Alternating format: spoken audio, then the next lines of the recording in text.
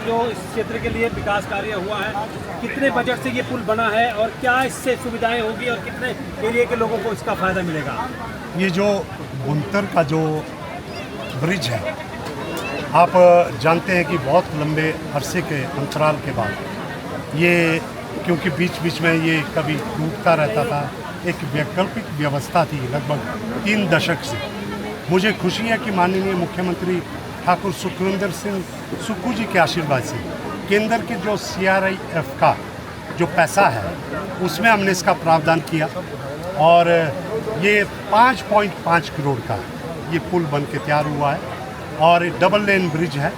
इसकी जो क्षमता है वो, इसमें बड़े बड़े डंपर्स, किसी भी जो एक नेशनल हाईवे पे जो भी गाड़ियां चलती है वो डबल लेन गाड़ियां चलेगी। और अब इसके बनने से यहाँ पे किसान बागवानों को बहुत बड़ा फ़ायदा होगा, व्यापारी भाइयों को फ़ायदा होगा, हमारे ट्रांसपोर्टर्स को फ़ायदा होगा और ख़ास तौर पे हमारा जो यहाँ पे ये कोंकण महाराजा का क्षेत्र है और मणिकरण की घाटी, क्योंकि मुख्य बाज़ार से कट चुकी थी, सब्ज़ी मंडी से कट चुकी थी, 17 किलोमीटर का अतिरिक्त उनको एक घूम कर आना पड़ता था। ऐसे में यहाँ पे बहुत ट्रैफिक जाम रहता था, तो हमारी सब्ज़ी मंडी का भी बहुत नुकसान हुआ, बुनतर बाज़ार का बहुत नुकसान हुआ, बागवानों का, किसानों का। ऐसे में ये जो कोटकंडी है, जो हमारे जो बड़ा भोइण, छोटा भोइण, त्रैहण, बसौना और गरसा घाटी, इस पूरे क्षेत्र को, बुजौरा, पूरे क्षेत्र को इसका फ़ायदा होगा। ऐसे में ये जो है प्रमुख सब्ज़ी मंडी से जुड़ जाएगा और प्रमुख बाज़ार से ये जो पुल जुड़ेगा। इससे आप देखेंगे कुछ ही दिनों में यहाँ पे जो है बहुत बड़ा संगम घाट बनने वाला है। संगम घाट कोई यहीं तक नहीं चिन्हित होगा, ये संगम घाट नीचे जहाँ तक हमारे जो गरसा बिहाड़ भी, चुट्टी बिहाड़ होता है, वहाँ तक जाएगा। वो जिया से लेकर शमशी से लेकर ये पूरा तटीयकरण होगा। इसके लिए हमारे को केंद्र की मंजूरी मिल भी गई है, एक ड्रेजिंग पॉलिसी भी बन रही है। तो एक बहुत बड़ी योजना इस क्षेत्र के लिए ये मील पत्थर ये पुल साबित है।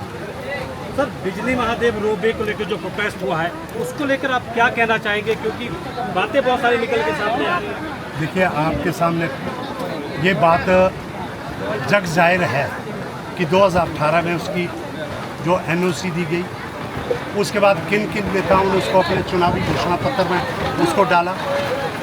प्रत्यक्ष को प्रमाण की ज़रूरत नहीं होती, आप RTI के माध्यम से सारी कॉपियाँ ले सकते हैं, लेकिन एक कोई व्यक्ति जिसको RTI की एप्लीकेशन लिखने नहीं आती है, उसने लिखा कि वर्तमान में कोई ऐसी अनापत्ति प्रमाण पत्र दिया गया, तो वर्तमान तो 25 है, जब वो 2018 में दिया गया था तो उसको उसके पोस्टल ऑर्डर 1 साल के 10 रुपये के हिसाब से, जितने साल की आपको जानकारी चाहिए उतने 10 रुपये के पोस्टल ऑर्डर लगाने पड़ते हैं। ऐसे ये कुछ एक मंदबुद्धि लोग हैं, है ना। मुझे ऐसा लग रहा है कि इनके बीच में वर्चस्व की लड़ाई है, जिसमें इन्होंने देवनीति को इस्तेमाल किया है।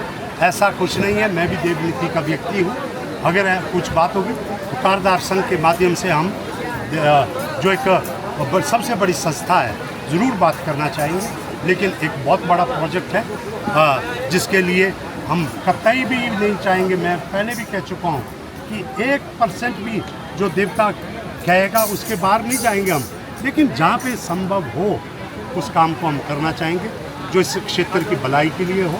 पहले ही यहाँ पे बहुत सारा नुकसान हम झेल चुके हैं, लेकिन शुक्र है कि इस साल अभी तक कोई नुकसान नहीं है। और मैं महादेव जी से प्रार्थना करता हूँ, एक तो इन लोगों को सद्बुद्धि दे। ये जो टावर लगा रखे हैं टेलीफोन के, 20-25 सालों से देवता बोल रहा है, इनको तो हटा रहे हैं। जो चीज़ अभी लगी नहीं उसको रोकने के लिए वो ज़रूरत से ज़्यादा प्रयास कर रहे हैं। तो ऐसे में मुझे लग रहा है कि ये अपने वर्चस्व की लड़ाई लड़ रहे हैं। और जिन महिलाएं, जो हमारे गांव के लोग आए थे, उन्हें देवता का शेष देकर बुलाया गया, ये बोल के बुलाया गया कि देवता मैं वहाँ पे जो है नाराज़ हो गया, कपाट बंद है।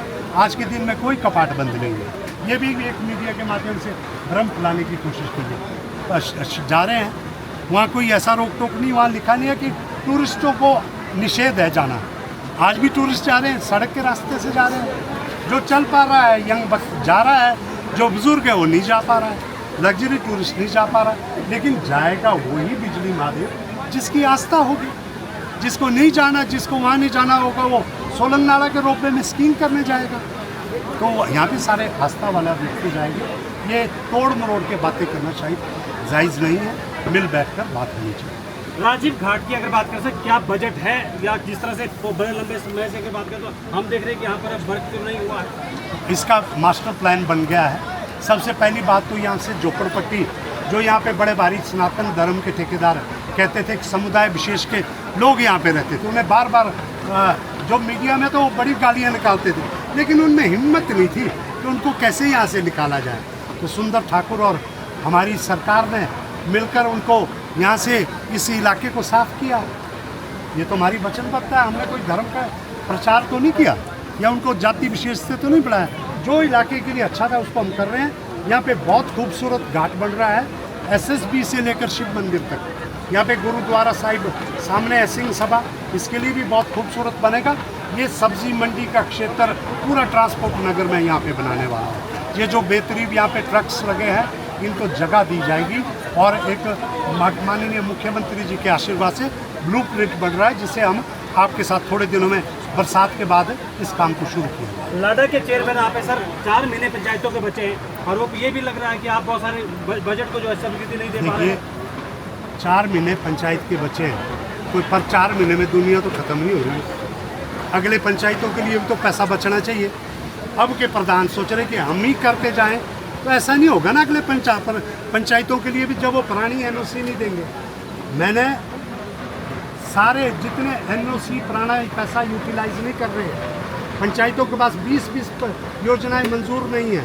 जितनी 50% योजनाएं जिन्होंने मंजूर कर दी है, काम कर दिया, उनको पैसा दिया जा रहा है। ये तो पिछले 6 महीने में जब यहाँ पे मैं इस पद से थोड़े दिन में नहीं था, तो तब की थोड़ी दिक्कत आई होगी। वो मेरा कारण नहीं था, वो कुछ और कारण थे। लेकिन अभी कोई दुनिया ख़त्म नहीं हो रही है। 4 महीने के बाद क्या कोई प्रधान बनेगा? नहीं, और भी प्रधान बनेंगे, वो भी लाडा का पैसा लगाएंगे। ठीक है, थैंक यू, धन्यवाद।